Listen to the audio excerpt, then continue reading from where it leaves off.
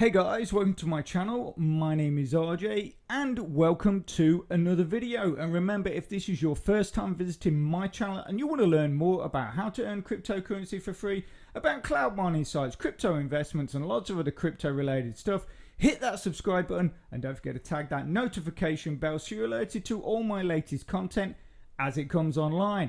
Okay, so as you can see, we are here in Townstar and we have only 6 hours left in this competition, which started on September the 6th and will finish today in, like I say, around about 6 hours. So it'll be 6 hours, 39 minutes and 1 second. You can see we are currently in 979th place, which is probably around about the area I am gonna end up at the end of the day in 6 hours time.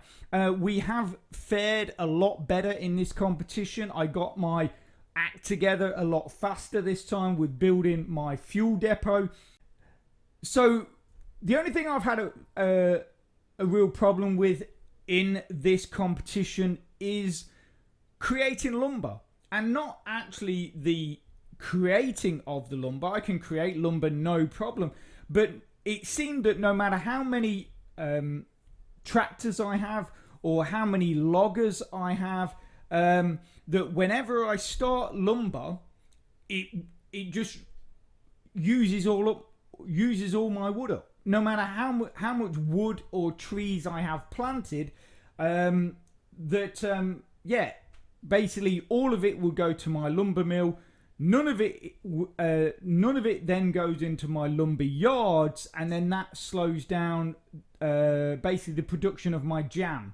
So the biggest problem is, and I think I could have done a lot better, is I've not been able to have my honey constantly being made. So what I'll have to do is I'll make up a batch of honey. So you can see here we've got 16 honey, and then I'll have to switch off my lumber mill to allow my tractors to then put wood onto my strawberry fields so I can make my jam. And I've just not been able to run them together for some weird reason. I have actually removed some trees now. There isn't as many as there was, but I did have a lot more, and even when I had a lot more, I still had the same problem. So it's probably just my build. If we scroll out, you can see my build. It's not great.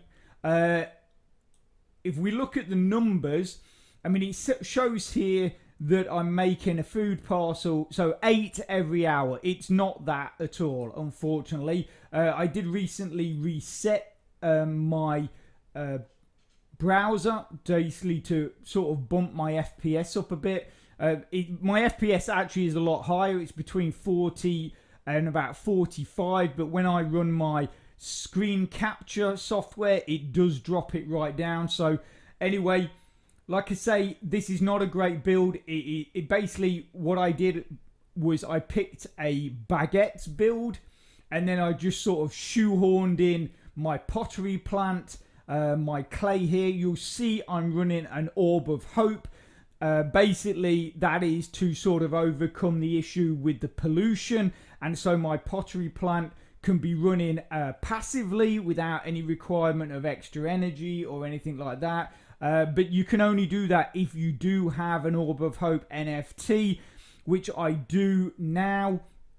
I didn't until the beginning of this competition, but I basically was able to get hold of one.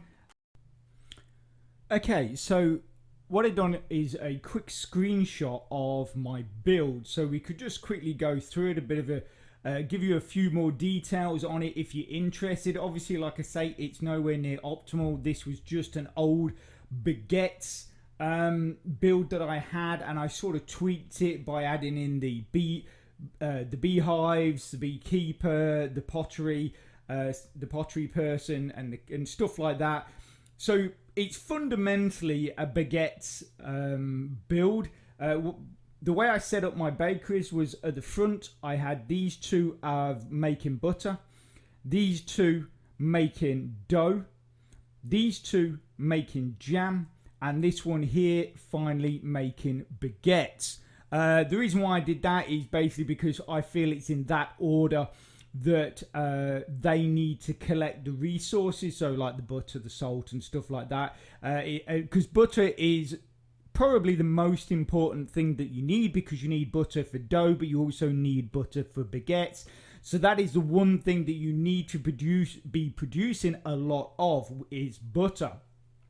So that's sort of why I put it in that order. So like I say, so they could collect the resources, what they need first, then the dough would collect second, jam would collect third, and baguettes would be the final thing. Also, the reason why I had 2 jam, I think most people normally had like 1 jam, is basically I was overproducing that and selling that, because 10 jam equaled 2,700 odd points. So I was overproducing jam to sell and put it in the food parcels as well. I had 2 lots of beehives. Again, the reason for that is I was overproducing honey. You can see there in the side column, left column, I had 21 honey.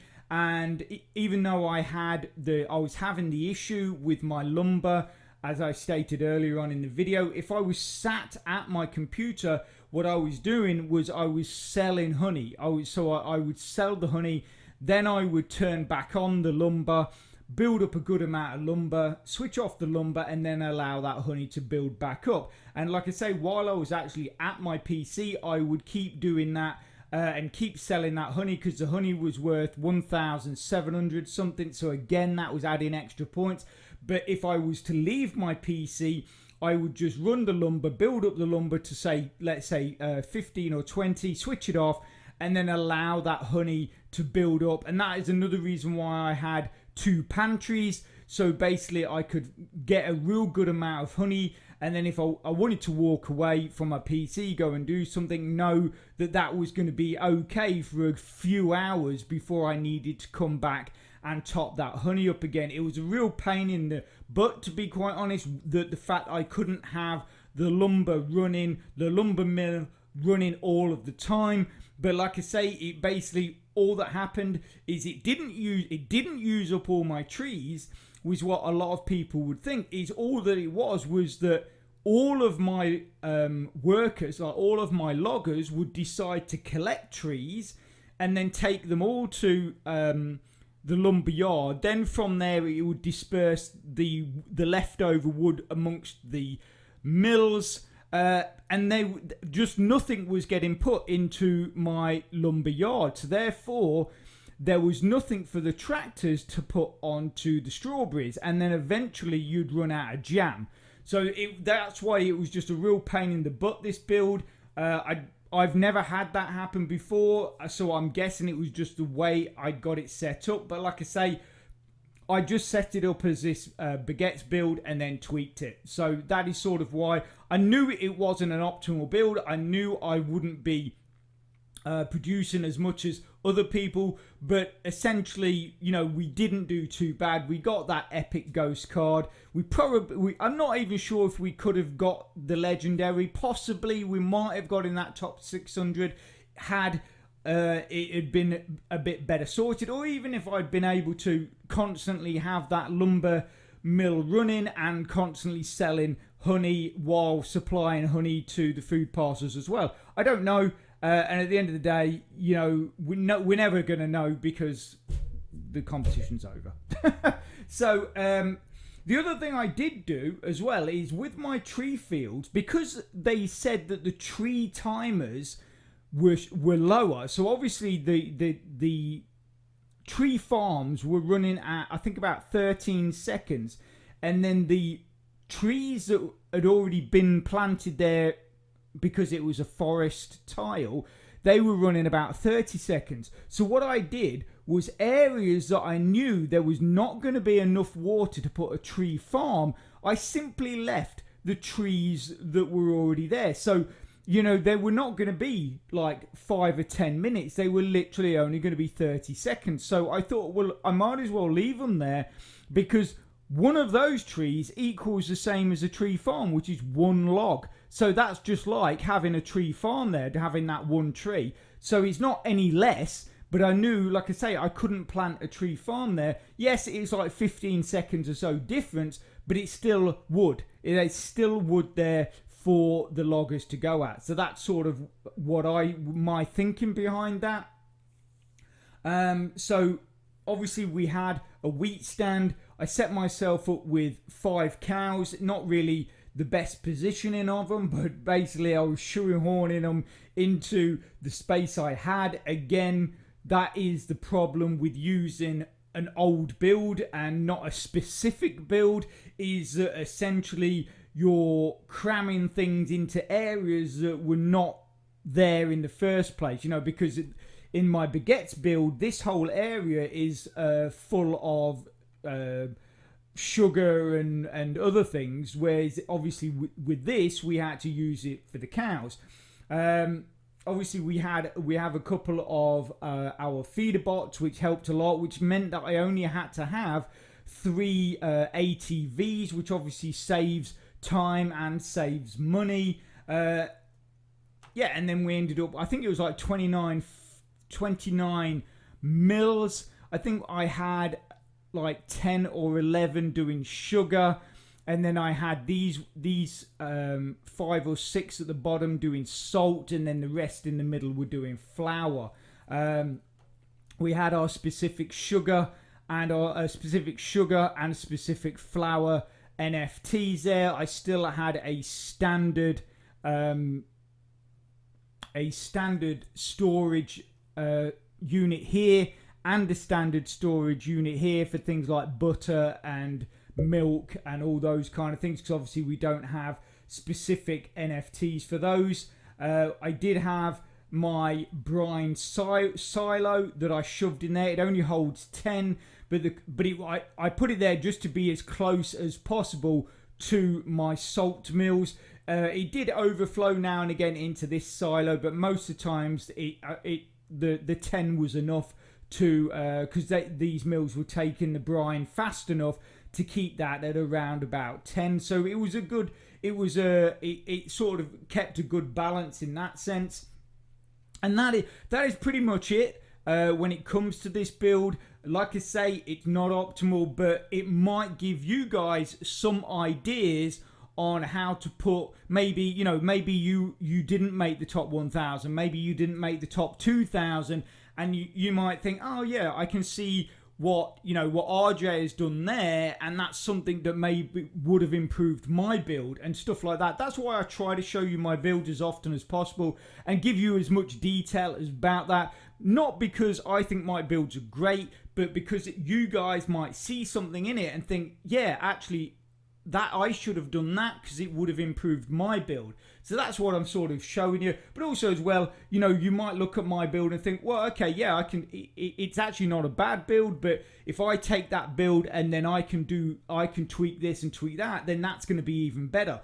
Overall, we were doing just over 5 food parcels an hour. We weren't at 6. We were about 5.8 something, so we were close to 6 but not quite at 6, so we were about there. I did hear that there were people out there that were doing 10 food parcels an hour. Obviously, I'm not even going to say that's down to NFTs, because you can see with my build I actually have quite a few NFTs in my build. Some of the free ones we've won in the competitions, but some I've been gifted, others I have purchased. And there'll be people out there might even comment in the post and say, with the NFT you should have been in the top 50, and that's probably true. But the thing is like I say, I don't have a lot of time to practice my builds. And I think even to the point where I'm a bit rusty because I haven't played for quite a while. I don't go into the monthly servers anymore because I just don't have an incentive, because I'm not earning anything. So for me, I would sooner put that time into one of our other programs and actually be earning from that program. So really, I am a bit rusty. And like I say, I'm sure there'll be people out there that will look at my build, look at the NFTs I've got, and tell me I should be doing a lot better. And I will probably totally agree with you. But like I say, I've shown you my build because it might just give you some ideas on how to put a food parcel build together. But also, like I say, you can look at it and you'll probably be able to improve it yourself. Okay, so something interesting that has come out from this though, and for those of you that might not have seen it yet, if we drop into or basically go to a comment from one of my YouTube subscribers or viewers, I believe they're a subscriber, Reluctant Gamer. Now it says, not sure if you know the next meta will be another box of items, sangria, decorated cake and pumpkin pie. Did you see the hint left in the game? Question mark. If not, zoom in and rotate the box facility and you will see a box with the new items in the upper level. So Reluctant Gamer, thanks a lot for this post. So if we basically come over here, zoom right in. Now I have said to Reluctant Gamer, I think they must have a much better monitor than mine, because we can see the items. So if we scroll round, there is the box. So you've got a bottle of something, and then you've got various, obviously, on the boxes themselves, images of certain things. It's not very clear on this monitor, you can see, but this is what they are talking about. And they've basically stated that it's going to be sangria, pumpkin pie, and decorated cake. Like I say, you guys might be able to see that a little clearer on your monitors, but on mine, like I say, I can see what obviously they're pointing at. But you've also got here a box with a question mark on that. Does that mean that they're saying all these items could be the next meta? Or are they saying that these items are in the next meta, but also maybe a mystery item? So that's another way of looking at it. But like I say, I am actually quite happy with the way this competition has gone. We're in that top 1,000, which means obviously for the next competition, which is actually going to be a gala competition. So you're going to be winning gala rather than an NFT or a ghost card. That will be, the winners will only be in that top 1,000. So the fact that we're in the top 1,000, and like I say, we could have done a lot better had certain things worked out better. But at least we are in that top 1,000. So we would be guaranteed that another 150 gala tokens from that competition. But obviously we are aiming higher than we always should be aiming higher, and hopefully we will get higher, maybe get in that top 700 or whatever to earn 300 gala. But anyway, 6 hours left to go. I hope you guys have had a great competition.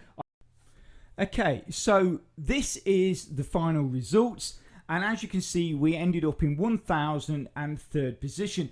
And to be quite honest with you, I am absolutely gutted. And a lot of you out there are probably thinking, well, why? You're still going to get your epic ghost card, which is very true, because as long as you're in the top 1,200, you get the epic ghost card. But the reason why I'm actually gutted is a bit to do with my ego and pride, is that between 1003 and 1006 is at that point when I was selling my batches of food parcels. So we would have hit, let's say we hit 1006, I would have sold a new batch of food parcels, which would have dropped me down to, like what you saw earlier in the video, about 970 something, yeah?